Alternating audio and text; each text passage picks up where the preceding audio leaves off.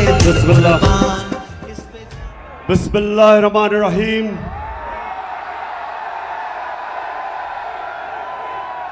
इय्याका नअबुदु व इय्याका नस्तईन। अल्लाह तेरी इबादत करते और मौला सिर्फ तेरे से मदद मांगते हैं। सरगोदा माशाअल्लाह, सरगोदा मैंने कभी नहीं, अभी आता हूं डीजल पे,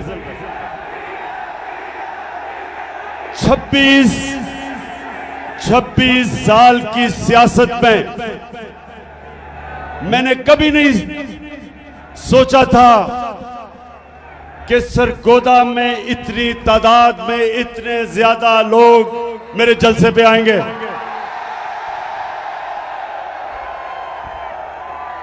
मैं आज आप सबका दिल से शुक्रिया अदा करता हूं। यहां नौजवान हैं,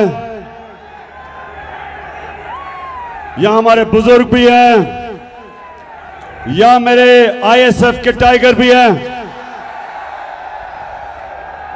लेकिन जो मुझे सबसे ज्यादा खुशी कि मेरी बहनें भी यहां हैं और इतने तादाद में जो कभी नहीं आई। मैं आप सबका शुक्रिया अदा करता हूं। मैं आज अपने सारे पाकिस्तानियों से बात करना चाहता हूं। पढ़े लिखे, इंग्लिश मीडियम, उर्दू मीडियम, मेरे दीनी मदरसे के बच्चे, मेरे रेड़ी वाले, ठेड़ी वाले, मजदूर, किसान, सारे पाकिस्तान के सूबे और खास तौर पे आज जो सैलाब में मेरे पाकिस्तानी आज मुश्किलों में हैं, जो मुतासरीन हैं, मुझे पता है वो मुश्किल में है, लेकिन मैं आज यहां खड़ा होके उनको सिर्फ ये एहसास दिलवाना चाहता हूं कि सारी कौम आपके साथ खड़ी है और इंशाअल्लाह हम सब मिलके पूरी कोशिश करेंगे आपकी मुश्किलें दूर करने के लिए। और मैं अपनी सारी कौम को इकट्ठा करूंगा और इंशाअल्लाह जब तक हम ये नहीं देख लेते कि हमारे सारे बलूचिस्तान से लेके सिंध से लेके ऊपर पख्तूनख्वा, गिलगित बल्तिस्तान, आज़ाद कश्मीर और ख़ास तौर पे पंजाब के डीजी खान, राजनपुर, ये जो इलाके जिधर लोग मुतासर हैं, मैं आज सबसे पहले कहना चाहता हूं कि सारी पाकिस्तानी कौम आपके साथ है। मैंने टेलीथॉन किया, मैंने सोचा कि 3 घंटे का मैं टेलीथॉन करूंगा, चंद करोड़ रुपया इकट्ठा हो जाएगा। लेकिन पाकिस्तानियों, 3 घंटे से भी कम वक्त पे पाकिस्तानियों ने 550 करोड़ रुपया जमा किया मुतासरीन के लिए। हम वो पाकिस्तानी कौम है जिसे खौफ खुदा है, जो नबी सल्लल्लाहु अलैहि वसल्लम की उम्मत है। ये वो कौम है जो समझती है कि अपनी आखिरत को बेहतर करने के लिए हमारे ऊपर ये फर्ज है कि हम उन लोगों की मदद करें जो मुश्किल में हैं। और मुझे इतना फख्र हुआ सरगोदा, मुझे इतना फख्र हुआ कि मेरे बैरून मुल्क पाकिस्तानियों ने जिस तरह दिल खोल के पैसा दिया, 550 करोड़ रुपया सिर्फ 3 घंटे के वक्त में उन्होंने पैसा जमा कर दिया। और मुझे इतने पैगाम आए कि इमरान खान, हम कोशिश करना चाहते थे लेकिन वो लाइनें सारी भरी हुई थी, ब्लॉक हुई थी। और मुझे आहिस्ता आहिस्ता अंदाजा हुआ कि अगर हमारे पास वक्त होता और वो टेलीफोन लाइंस खुली होती तो 5.5 अरब रुपया मजीद और जमा हो जाता। लेकिन फिक्र ना करो, मैं इंशाअल्लाह अब ये पैसे भी इकट्ठे करूंगा। प्रोग्राम बना रहा हूं कि किधर किधर हमने सबसे ज्यादा जरूरत है और पैसा खर्च करें।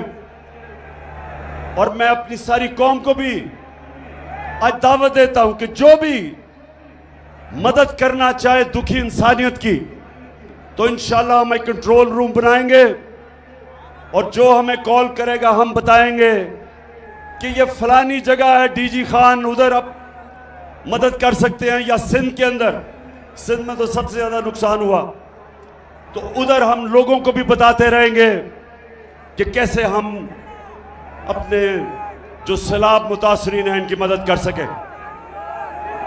लेकिन एक अच्छा आईएसएफ, अभी आपने चुप करके सुनना है मेरी बात।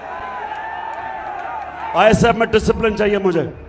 अच्छा जी, अब मैं वो इलेक्शन कमिश्नर सिकंदर सुल्तान, अगर ये सुन रहे हो तो तुम्हें पहली दफा अंदाजा हुआ कि फॉरेन फंडिंग क्या होती है। अब पता चला कि इमरान खान को फॉरेन फंडिंग में किसी तरह डिस्क्वालीफाई कर दो। ये देखी थी फॉरेन फंडिंग, ये ज्यादा पैसा बैरून मुल्क पाकिस्तानियों ने भेजा हमें, और ये वो पाकिस्तानी हैं। इंशाअल्लाह मैं आज अपनी सारी कौम के सामने कहना चाहता हूं कि इंशाअल्लाह एक दिन मैं अपने बैरून मुल्क पाकिस्तानियों को इकट्ठा करूंगा, और जो हमारा बैरूनी कर्जा है जिसकी वजह से हमें आईएमएफ की गुलामी करनी पड़ती है, जिसकी वजह से हाथ फैलाने पड़ते हैं लोगों मुल्कों के सामने कि जी हमें पैसा दे दो, इंशाअल्लाह बैरून मुल्क पाकिस्तानियों को मैं मोबिलाइज करूंगा, ऐसी स्कीम्स लेके आऊंगा। ये मेरा ईमान है कि हम ये जो इस मुल्क के लुटेरों ने कर्जा चढ़ाया हमारे मुल्क में, मुल्क को लूट लूट के पैसा बाहर ले गए, और जो हमारे ऊपर ये कर्जे का बोझ जिसकी वजह से हमारी इज्जत जाती है जब हम लोगों के सामने, मुल्कों के सामने हाथ फैलाते हैं, ये बैरून मुल्क पाकिस्तानी इंशाअल्लाह हमारी मदद करेंगे कर्जा उतारने के लिए, और इस कौम को अपने पैर पे खड़ा करके एक खुददार कौम बनने के लिए।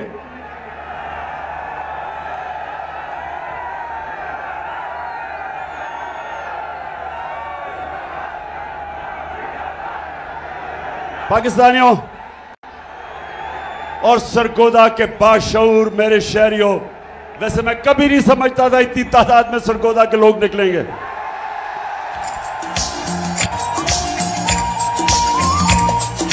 मैं भी पाकिस्तान हूँ, तू भी पाकिस्तान है, मैं भी पाकिस्तान हूँ, तू भी पाकिस्तान है। तू तो मेरी जान है, तू तो मेरी आन है, तू मेरा ईमान है। अच्छा सरगोदा, पहले मैं आपसे एक संजीदा बात करना चाहता हूं। सरगोदा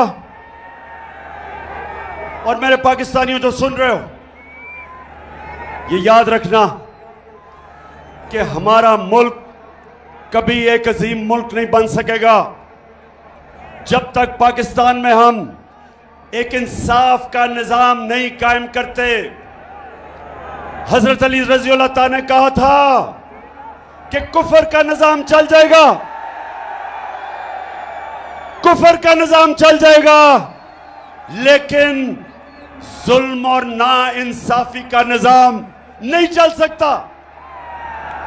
आज अगर हमारा मुल्क एक अजीम कौम नहीं बना तो उसकी सबसे बड़ी वजह यह कि हमारे मुल्क में जुल्म का निजाम है। ताकतवर के लिए एक कानून, कमजोर के लिए दूसरा कानून। छोटा चोर चोरी करे तो जेल में, और बड़ा डाकू चोरी करे तो वो मुल्क का वजीर आजम बन सकता है। मेरे नबी सल्लल्लाहु अलैहि वसल्लम ने तकरीबन 1500 साल पहले कहा था कि तुम्हारे से पहले बड़ी कौमें तबाह हुई, जिधर ताकतवर जब जुर्म और चोरी करता था उसको नहीं पकड़ा जाता था, सिर्फ छोटे चोरों को जेलों में डाला जाता था। मैंने जब 8-9 दिन जेल में गुजारे, अपनी आजाद अदलिया के लिए मुझे जेल में डाला गया। मैं वाहिद लीडर था जिसको आजाद अदलिया के लिए जेल में डाला गया। तो जब 8 दिन मैंने जेल में गुजारे, और वो थी भी डीजी खान की जेल, आप यकीन करें एक अमीर चोर मुझे नहीं नजर आया, सारे गरीब नजर आए। सारे बेचारे गरीब, छोटे, भैंस चोरी, साइकिल चोरी और ये चोरी वो जेलों में। और जो मुल्क के बड़े बड़े डाकू थे, जब मैं असेंबली गया तो मुझे असेंबली में नजर आए।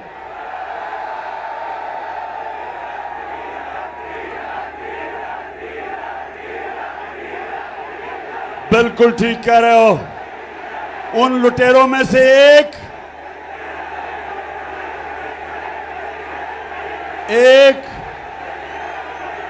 हाँ, एक डीजल भी था।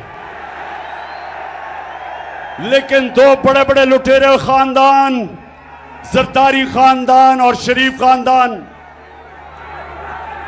ये सारे आपको आज जो ऊपर बैठे हुए हैं, बैरूनी साजिश के तहत हमारे ऊपर मुसल्लत किए गए, ये जो लुटेरे बैठे हुए हैं, सरगोदा, मैं सारी अपनी कौम को आज तैयार कर रहा हूं कि हकीकी आजादी की तहरीक में सब शामिल हो, क्योंकि जब तक ये चोर ऊपर बैठे रहेंगे, इस मुल्क का कोई मुस्तकबिल नहीं है। तो मेरे क्या फिर से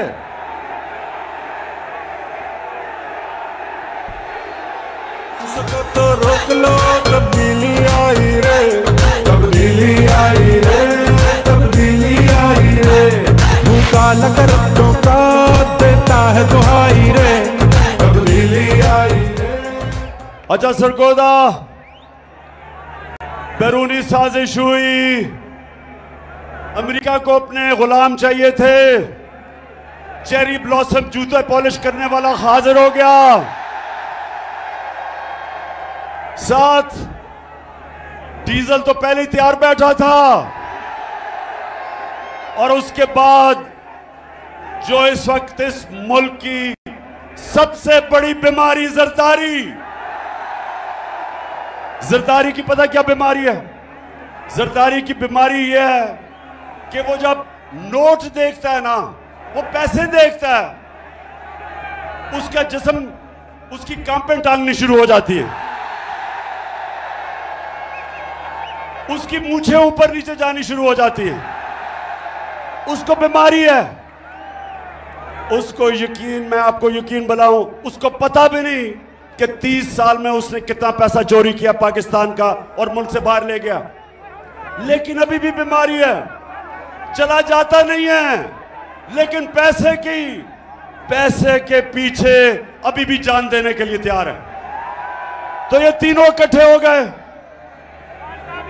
मिल गए, इनके साथ और साजिशी बैठे हुए थे पाकिस्तान में, बैरूनी साजिश। इन चोरों को हमारे ऊपर मुसल्लत किया गया और इन्होंने कहा कि अब इमरान खान की सियासत खत्म, अब ये फिर से हम इनके बच्चों की नीचे हम इनकी गुलामी करेंगे।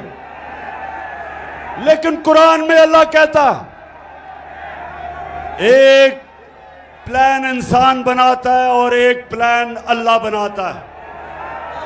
और कामयाब सिर्फ एक प्लान होता है अल्लाह का। अल्लाह का प्लान ही कुछ और था। अल्लाह ने लोगों के दिल मोड़े। कौम जिस तरह अब निकल रही है, लोग तो यहां मिठाइयां बांटते थे जब गवर्नमेंट जाती थी, तो जिन्होंने साजिश की थी वो हक्के बक्के रह गए। कौम सड़कों पे आ गई, खुद निकलना शुरू हो गए। नौजवान तो पहले ही तैयार थे, लेकिन पाकिस्तान की पहली दफा आजादी के बाद पहली दफा हमारी ख्वातीन भी इस तहरीक में शिरकत किया उन्होंने, बल्कि स्कूल के बच्चे भी शिरकत कर रहे हैं। तो उसके बाद इन्होंने जुल्म किया हमारे पे। 25 मई को इन्होंने हमारे पे जुल्म किया। इन्होंने पुलिस और रेंजर्स ने फैमिलीज के ऊपर, ख्वातीन के ऊपर इन्होंने जिस तरह की शेलिंग की, खौफ फैलाया, FIRs काटी मेरे ऊपर। मैं तो भूल ही गया हूं कितनी FIR है, कोई 17 तो कट चुकी है। इन्होंने समझा कि अब ये डर के बैठ जाएंगे। इनको बताया गया कि ये तो जी मम्मी डैडी हैं, ये तो खड़े ही नहीं हो सकते। तो पहला झटका पड़ा इनको जब 17 जुलाई को पंजाब का इलेक्शन आया, बाय इलेक्शन। हर हरबा इस्तेमाल किया। इलेक्शन कमीशन ने पूरा जोर लगाया, धांधली के रिकॉर्ड तोड़े, पुलिस का इस्तेमाल किया। इस सब के बावजूद हमजा कुकड़ी को फारग करना पड़ा। अब जब ये इलेक्शन हार गए,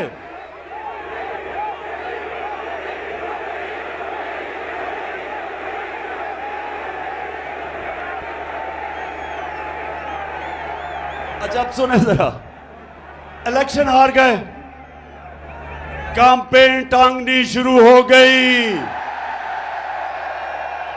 खौफ आना शुरू हो गया कि अगर इलेक्शन करवाएंगे तो फिर क्या होगा। 2/3 अक्सरियत इनके सामने आनी शुरू हो गई। इन्होंने फिर एक और प्लान बनाया। सरगोदा पता क्या प्लान बनाया? किसी तरह इमरान खान को फारिग किया जाए, किसी तरह इसको इलेक्शन से टेक्निकली नॉकआउट किया जाए, क्योंकि इनको ये तो समझ आ गई कि इलेक्शन के अंदर तो इनसे जो होगा वो पंजाब के बाय इलेक्शन से भी बुरा होगा। तो तब साजिशें दूसरी शुरू हुई। पहली साजिश थी हुकूमत कराने की, दूसरी साजिश शुरू हो गई कि इमरान खान को रास्ते से हटाया जाए।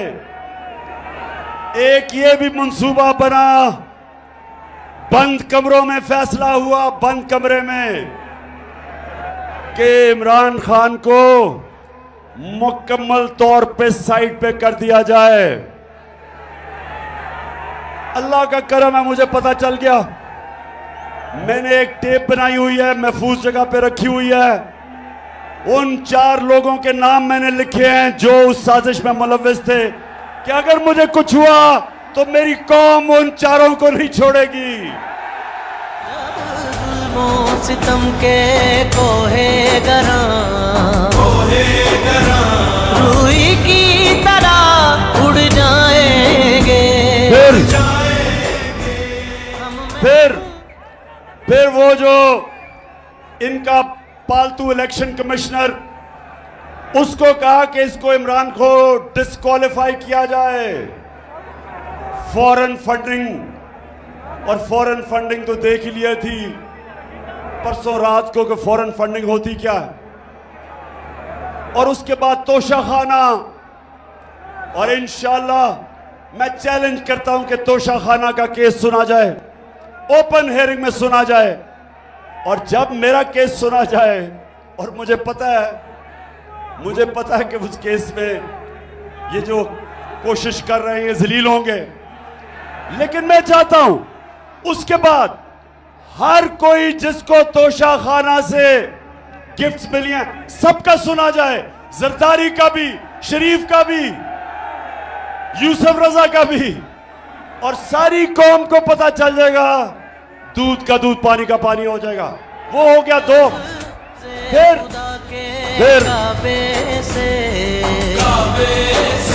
सब बुत उठवाए जाए। फिर इन्होंने एक और चीज सोची कि किसी तरह इमरान खान को जेल में डाला जाए। पहले इन्होंने, अब ये जरा सुने, 27वीं रमजान को सुने, जरा ऐसे गौर से सुनो। 27वीं रमजान को हम शब दुआ बना रहे थे, हम अल्लाह से दुआ मांग रहे थे अपने मुल्क के लिए। हमें क्या पता था कि उस दिन चेरी ब्लॉसम और ये अपनी टीम लेके मदीना चला जाएगा, हमें तो पता ही नहीं था। जब शब दुआ खत्म हुई तो पता चला कि मदीना में इनको चोर चोर के नारे लग गए।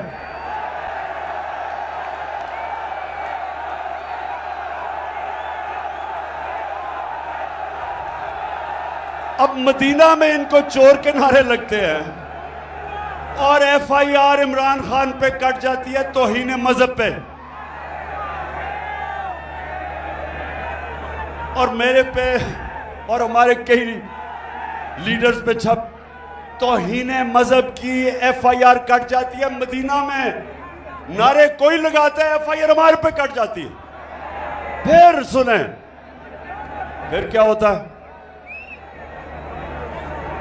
मैं अपना, मेरा जो चीफ ऑफ स्टाफ था शहबाज गिल, उसको पहले अगवा कर लेते हैं, फिर उसके ऊपर तशद्दुद होता है, नंगा करके उसके ऊपर तशद्दुद किया जाता है, जिनसी तशद्दुद किया जाता है। और मैं तो सिर्फ ये कहता हूं, मैं ये कहता हूं कि जो लोग जिम्मेदार थे, जिन्होंने ये तशद्दुद नहीं रोका, उनके ऊपर कानूनी कार्रवाई की जाएगी, कानूनी कार्रवाई की जाएगी। उसके ऊपर मुझे दहशतगर्द बना देते हैं, दहशतगर्दी का केस कर देते हैं। सारी दुनिया के अंदर पाकिस्तान का मजाक उड़ता है।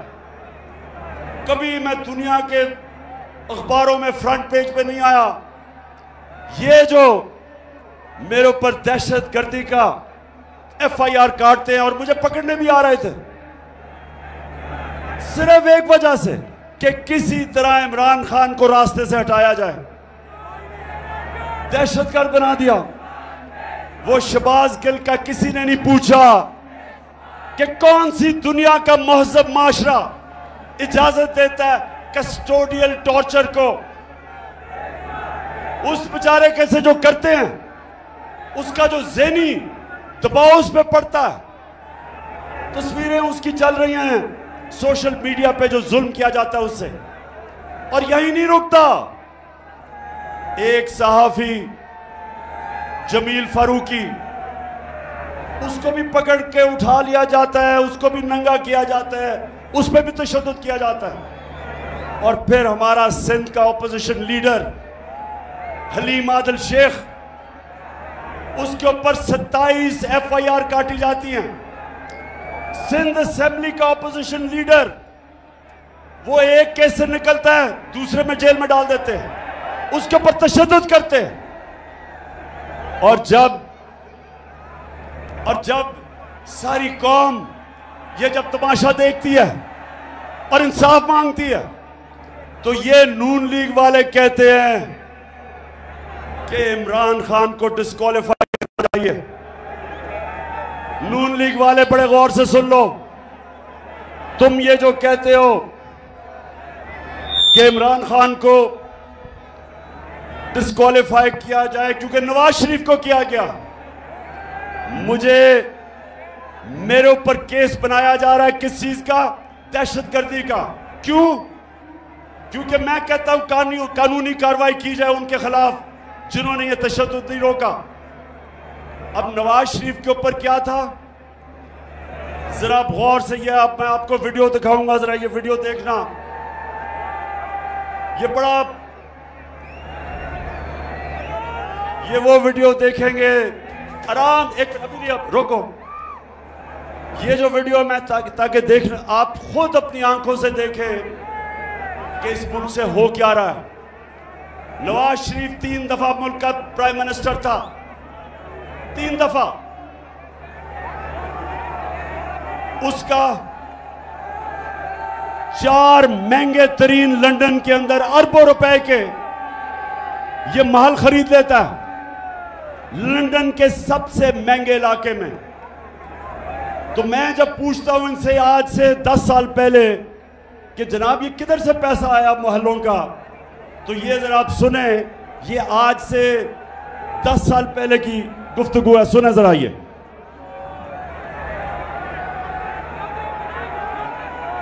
प्रॉपर्टी आप ले सकते हैं क्योंकि आपने मे फेयर के अंदर जो आपकी 4 अपार्टमेंट्स हैं उनकी 1 अरब से ज्यादा, 1 अरब रुपए से ज्यादा उनकी कीमत है।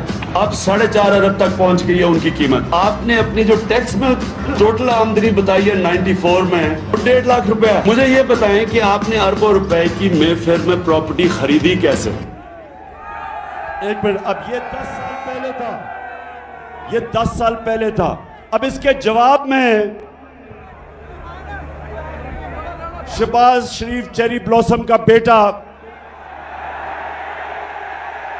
अब ये सुने, ये सलमान शहबाज क्या कह रहे हैं, जरा ये सुने आप।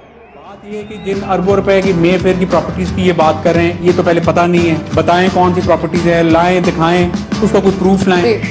बात ये है कि सुन लिया, कहता किधर है ये प्रॉपर्टीज, लगाएं, बताएं, सबूत दें। अब ये जरा मरियम बीबी जिनको सच बोलने में बड़ा मुश्किल पड़ती है, ये जरा ये सुन लें। इस तरह मुझे लगा कि आप लोगों को बेवकूफ नहीं बना सकते। मेरी सेंट्रल लंदन में प्रॉपर्टीज तो दूर की बात है, मेरी पाकिस्तान में भी कोई प्रॉपर्टी नहीं है। मैं अपने वालिद के साथ है और मुझे समझ नहीं आई कि मेरी और मेरी वालदा की और बहन भाइयों की प्रॉपर्टीज ये कहाँ से निकाल के ले आए हैं। मेरे नाम पाकिस्तान में कोई प्रॉपर्टी नहीं है, ये तो इंग्लैंड की बात है। हाय अल्लाह, कोई प्रॉपर्टी किधर से आएगी? मुझे तो एहसास प्रोग्राम में डाल दो, मेरे पास तो है ही कुछ नहीं। मरियम बीवी, वैसे मैं ये बताऊं, जितने सीधे मुंह से आप झूठ बोलती है मैंने कभी किसी को नहीं सुना। अच्छा जी, आप जरा अब ये सुन लिया आपने। अब ये थी चीजें आज से 8 साल पहले, ये जब कोई प्रॉपर्टी नहीं है। अब इनको नहीं पता कि अल्लाह अल हक है, सच का खुदा है, उसका वादा है कि कोई दुनिया में नहीं जाएगा जब तक सच सामने नहीं आता। तो अब जरा ये देखें कि पीछे हुआ क्या। नवाज शरीफ, मरियम नवाज, हसन नवाज और हुसैन नवाज के बैरून मुल्क खुफिया असासों का इंकशाफ। पनामा लीक्स ने बैरून मुल्क खुफिया दौलत का भांडा फोड़ दिया।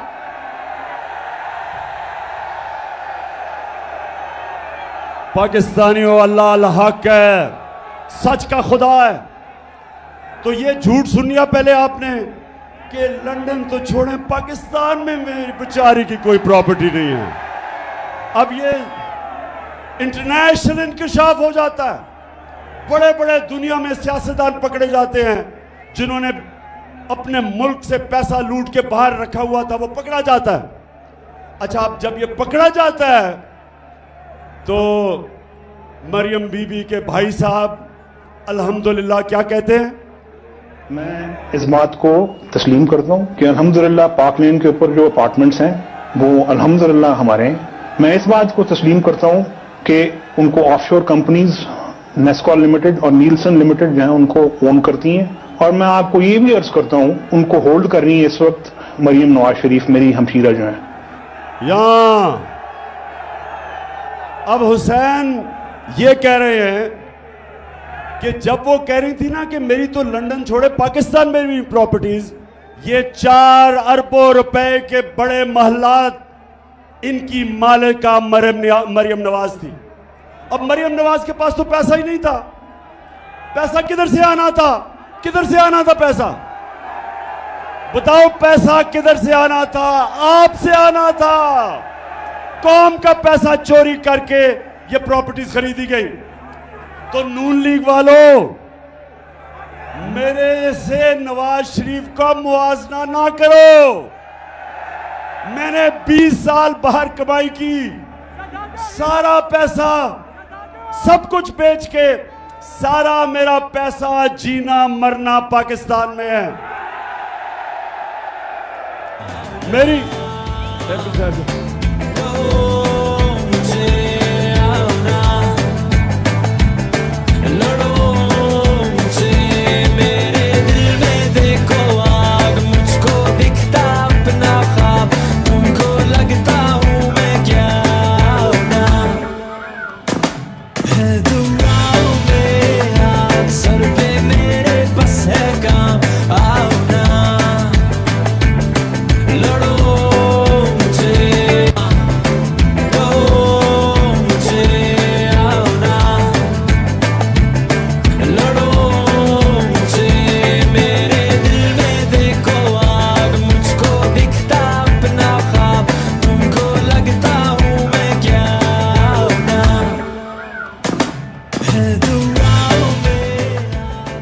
अच्छा जी, अच्छा अब एक तरफ और मेरी बहनों, आपने गौर से सुनना है कि जब एक कौम की ख्वातीन जाग जाएं तब असल में इनकलाब आता है, क्योंकि घरों में इनकलाब आ जाता है।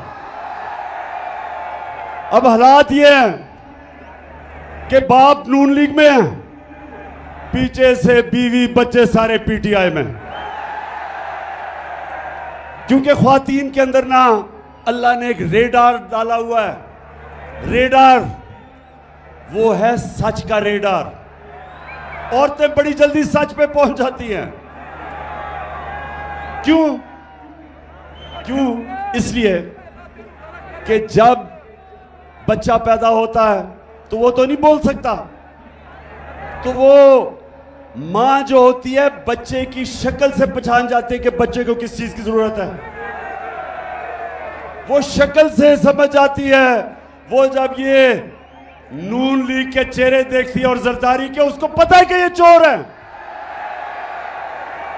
अच्छा, तो एक तरफ तो पैसा है इस मुल्क का चोरी करके ये, और जरदारी खानदान और शरीफ मुल्क से बाहर आपका पैसा चोरी करके, ये जो फ्लैट खरीदे गए हैं ये आपके पैसे से खरीदे गए हैं। और इसलिए मैं 26 साल से जहाद कर रहा हूं इनकी करप्शन के खिलाफ। क्योंकि करप्शन क्या होती है, चोरी और करप्शन में क्या फर्क है? आईएसएफ, चोरी और करप्शन में क्या फर्क है? चोरी होती है जब आपके घर में जाके कोई चीजें चोरी करता है, उसको चोरी कहते हैं। करप्शन होती है जब कौम का पैसा चोरी किया जाता है, जब आप सबका पैसा जो स्कूलों पे लगना, जो अस्पतालों पे लगना है, जो सड़कों पे, जो मुल्क के बिजली बनाने में, जो चीजें सस्ती करने में पैसा होता है, वो चोरी में मुल्क से बाहर चला जाता है। इसलिए करप्शन कौमों को तबाह कर देती है। चोरी तो सिर्फ एक इंसान को नुकसान पहुंचाती है, करप्शन मुल्क तबाह कर देती है। तो ये क्यों चोरी करके पैसा बाहर भेजते हैं? ऐसे बताओ क्यों पैसा बाहर भेजते हैं? क्योंकि अरबों रुपया आप अपने बिस्तर के नीचे नहीं रख सकते। अरबों रुपया अगर आप मुल्क में रखेंगे तो लोग पूछेंगे किधर से पैसा आया। इसलिए चोरी करके मुल्क से बाहर पैसा भेजते हैं। तो अपना पैसा बाहर, और आजकल चेरी ब्लॉसम शहबाज शरीफ लोगों के पास जा रहा है। बड़ी तकलीफ है इसको मुतासरीन की। जहाजों से चीजें फेंकी जा रही हैं सिर्फ तस्वीरें खिंचाने के लिए। शहबाज शरीफ, अगर तुम सीरियस हो तो अपने और भाई और जरदारी को कहो आधा भी अपना पैसा वापस ले आओ, तो हम कितनी मदद कर सकते हैं सैलाब मुतासरीन की। अच्छा, अब जरा ये सुने, शहबाज शरीफ जब से आया है मुल्क को शर्मिंदगी पे शर्मिंदगी उठानी पड़ रही है। जरा ये सुने क्या कहता है। मैं सऊदी अरब से होके आया हूँ, मैं यूएई के होके, अभी मैं तुर्की होके आया हूँ, और मैंने उन भाइयों को कहा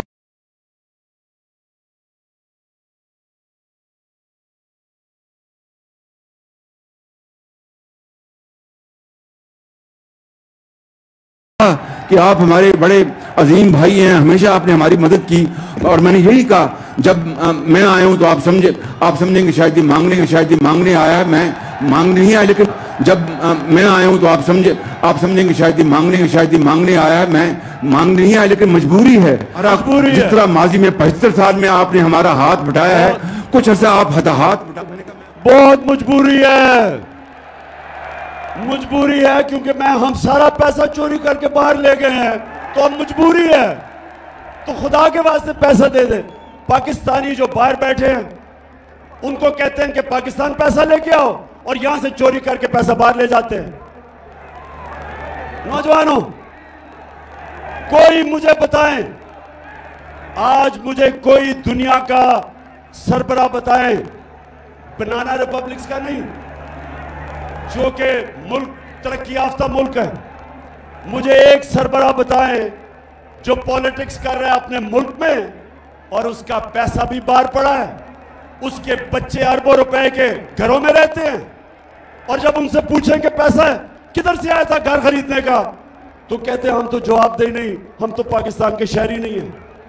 इनको हमारे पे मुसल्लत किया गया, इसलिए मैं आपके पास आया हूं कि पाकिस्तानी कौम, आपने मेरे साथ खड़ा होना है और हमने हकीकी आजादी इन लोगों से छीननी है। फिर से तू अड़ जा, फिर से तू डट जा, फिर से वो बल्ला घुमा,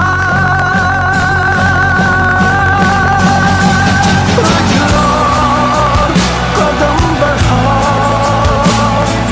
फिर से वो लम्हा दोहरा, जब जीत के आया था, फिर से वतन को जिता, एक और कदम बढ़ा। सरगोदा, अब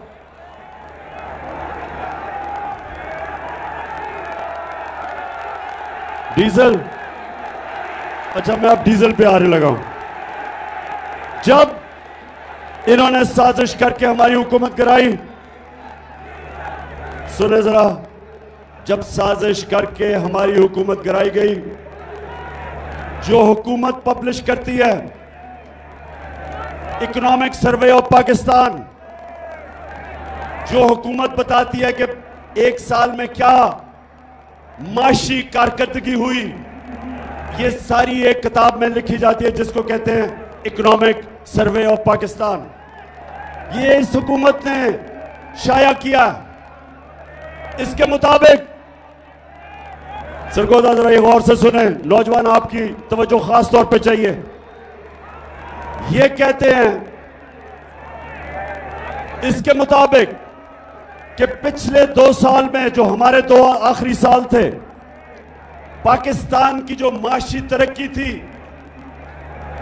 तीसरे साल में 5.6% और चौथे साल में 6%। 17 साल के बाद ये पाकिस्तान की बेहतरीन इकोनॉमिक परफॉर्मेंस हुई थी। हमारी माशी कारकर्दगी 16 साल के बाद हुई इस सतह पे। कोरोना के बावजूद, जिसने सारी दुनिया में तबाही मचाई, हमारी एक्सपोर्ट्स, जिससे मुल्क में असल तौर पे दौलत में इजाफा होता है, वो रिकॉर्ड पे थी। बैरून मुल्क पाकिस्तानियों ने जो रेमिटेंसेस भेजी, वो रिकॉर्ड थी। हमारी जो टैक्स कलेक्शन, जो हम आपके ऊपर खर्च कर सकते थे, वो रिकॉर्ड थी। हमारी 4 फसलें 2 साल रिकॉर्ड पैदावार हुई। हमारे किसानों के पास सबसे ज्यादा पैसा आया पिछले 2 सालों में, और हमने, इसके बावजूद कि हम IMF के प्रोग्राम में थे, हमने पूरी कोशिश की कीमतें नीचे रखने की।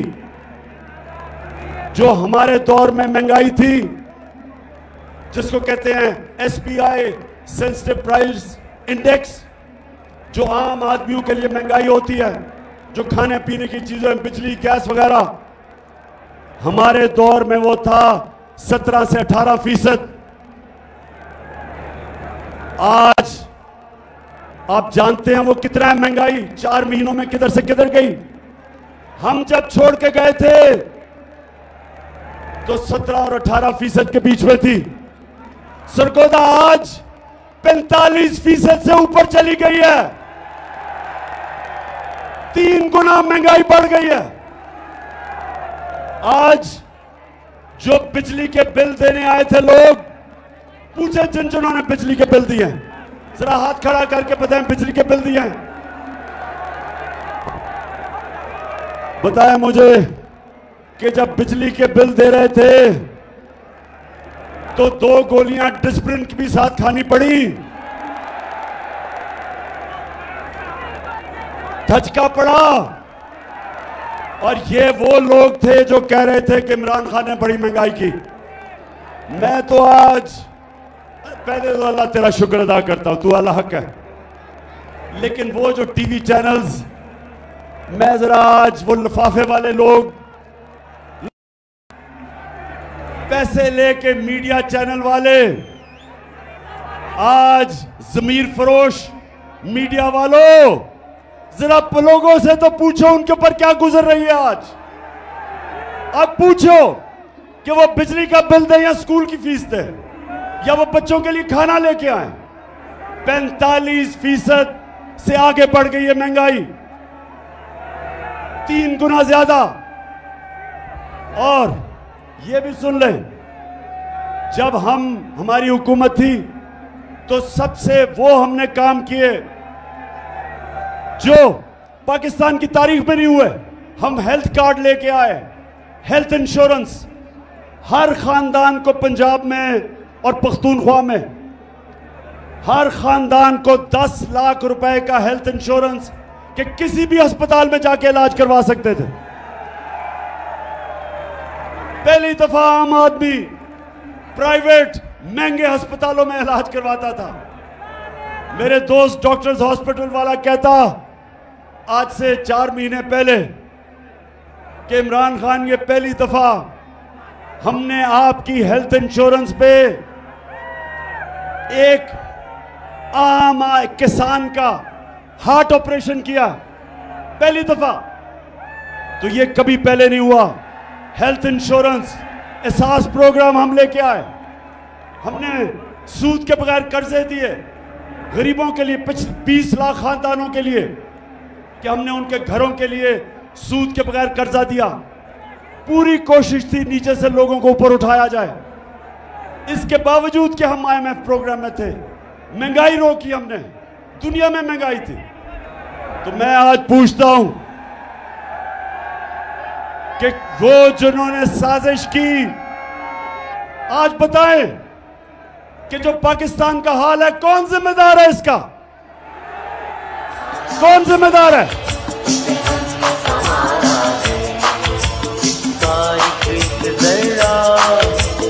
जान से प्यारा है इसका एक जरा, हमें जान से प्यारा है।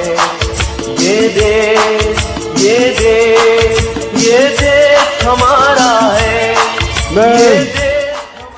मैं आज ये सवाल पूछता हूं, मैं पाकिस्तानी होते हुए सवाल पूछता हूं कि जब हमारा मुल्क सही रास्ते पे लगा हुआ था, तरक्की की तरफ जा रहा था, जो क्रेडिट रेटिंग थी पाकिस्तान की, मूडीज की, फिच की, सेटिस्फैक्टरी थी, कौन सी क़यामत आई थी कि हमारी गवर्नमेंट गिरा के और इन चोरों को ऊपर मुसल्लत करो? कौन जिम्मेदार है इसका? और बजाय आज कल के दिनों में कि ये सोचो कि ये मुल्क को तबाही की तरफ लेके जा रहे हैं। इस वक्त माइशत नीचे जा रही है, फैक्ट्रियां बंद हो रही हैं, एक्सपोर्ट्स कम हो रही हैं, बैरून मुल्क पाकिस्तानी कम रेमिटेंसेस भेज रहे हैं। आज मैं पूछता हूं कि जिस तरफ ये मुल्क को लेके जा रहे हैं, क्या किसी को फिक्र नहीं अपने मुल्क की, जिनके पास ताकत है फैसला करने की, इसको मुल्क को इस दलदल में से निकालने की? सिर्फ एक रास्ता है, साफ और शफाफ इलेक्शन करवाओ, उसके अलावा कोई दूसरा रास्ता नहीं है।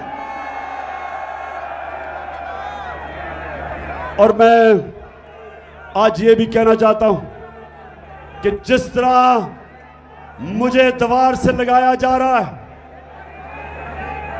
कभी दहशतगर्दी के केस और कभी तौहीन मजहब के केस और कभी किस किस्म की FIR मेरे लोगों के ऊपर किया जा रहा है, हलीम आदिल को जो जुल्म किया जा रहा है, ये जरदारी डाकू जो उसके ऊपर जुल्म कर रहा है, सिंध में ऑपोजिशन लीडर होते हुए जो शहबाज गिल से हुआ, जो हमारे ऊपर FIRs के अलावा धमकियां दी जा रही हैं, टेलीफोन करके लोगों को डराया जा रहा है, जो सहाफी लगता है कि हमारी फेवर कर रहा है या हमारे लिए आवाज बुलंद कर रहा है, उनके खिलाफ एक्शन लिया जाता है। अरशद शरीफ जैसे एक ऐसा सहाफी जिसको सब जानते हैं कि एक अपने ज़मीर के मुताबिक लिखने वाला, उसको ARY प्रेशर डाल के निकाला गया, साबिर शाकिर को निकाला गया,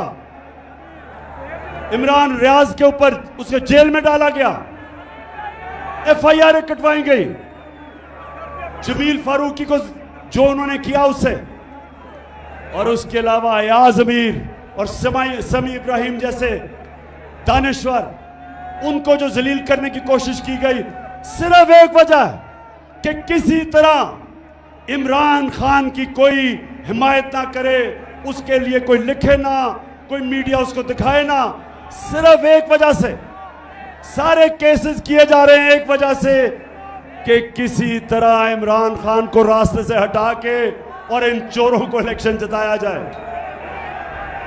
तो मैं पाकिस्तानियों, आखिर में मेरी अब जरा बात सुने। देखें, 20 साल मेरी जिंदगी खेलों की ग्राउंड पे गुजरी। 20 साल, शायद ही कोई इतनी देर इंटरनेशनल क्रिकेट खेला हो। 10 साल मैं कप्तान था, और कप्तान इतनी देर क्रिकेट खेल के मुझे मैच के दौरान पता चल जाता था कि कब अब जो मुखालिफ है वो मैच हार गया। मैच के दौरान मैं समझ जाता था, एक वक्त आ जाता था कि मुझे ये एहसास हो जाता था कि अब ये जो मर्जी भी मेरा मुखालिफ करे, अब ये नहीं जीत सकता।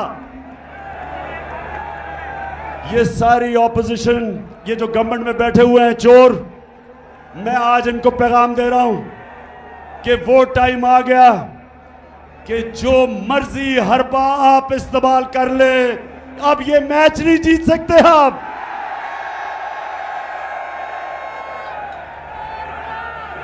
मैच अब एक की तरफ जाएगा। जितना आप दबाएंगे मेरी पार्टी को, उतना ज्यादा ऊपर उठेगी। जितना आप मीडिया से उसको दबाएंगे, ये इस तरह सरगोदा स्टेडियम, सरगोदा की तारीख में इस तरह स्टेडियम में लोग नहीं आए जिस तरह आज आए हैं।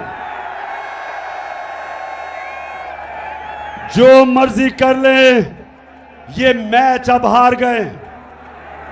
अब आप जो भी करेंगे मुल्क को नुकसान पहुंचाएंगे। मुल्क का सोचे, जाती मफादात का ना सोचे।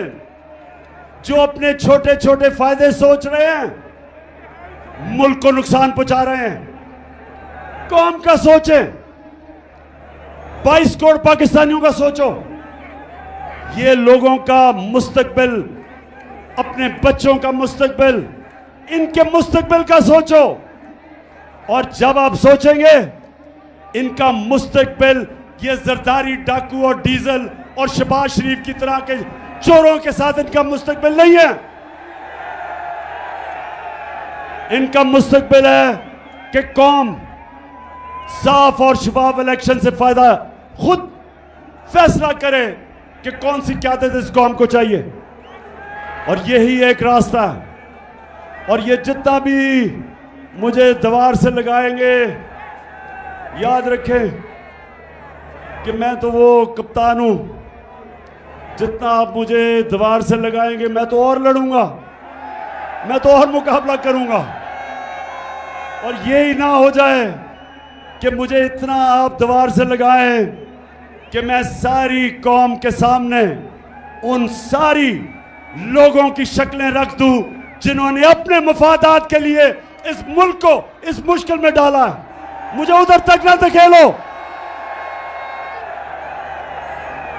4 महीने से मैं सब्र कर रहा हूं, मैं अपने मुल्क के लिए सब्र कर रहा हूं। मेरे लिए इस वक्त कौम मेरे साथ खड़ी है। गिलगित बल्तिस्तान में तहरीक इंसाफ, पख्तूनख्वा में तहरीक इंसाफ, पंजाब में, आजाद कश्मीर में, तो मैं जब चाहूं इस्लामाबाद को बंद कर सकता हूं, लेकिन अपने मुल्क के लिए नहीं कर रहा, माशी हालात की वजह से नहीं कर रहा। और अब सैलाब आ गए, लेकिन मैं फिर से आखिर में कहता हूं, मुझे उधर तक ना धकेलो।